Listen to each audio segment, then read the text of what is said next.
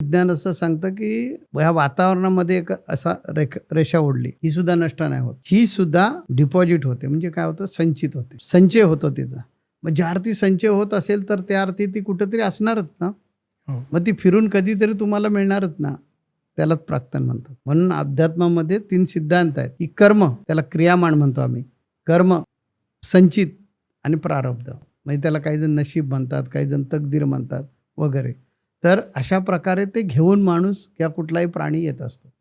कारण आमच्या हिंदू तत्वज्ञानाप्रमाणे आत्मा हा अविनाशी आहे. आत्म्याला अविनाशी मानलंय का, तर आत्मा कशामुळे तयार झालाय?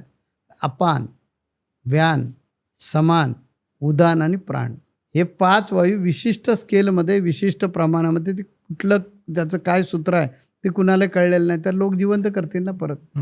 जसं H2O हे जसं सूत्र आहे म्हणजे पाणी आहे, तशा प्रकारे अपान, व्यान, समान, उदान आणि प्राण, ह्या 5 वायूंचं संयुग म्हणजे आत्मा आहे. आणि हे 5 वायू, ऊर्जा कधीच नष्ट होत नाही. विज्ञान सांगतं ऊर्जा रूपांतरित होते. म्हणून भगवद्गीतेमध्ये सांगितले की अर्जुना, मी कधी नष्ट होत नाही, मी वेगळं रूप घेऊन येतो परत, पण मी येतोच येतो. आणि त्या सिद्धांताच्या आधारे आमचं शास्त्र, अध्यात्मशास्त्र सांगतं की आपण म्हणजे आत्मा कधी नष्ट नाही होत, तो परत जन्माला येणारच.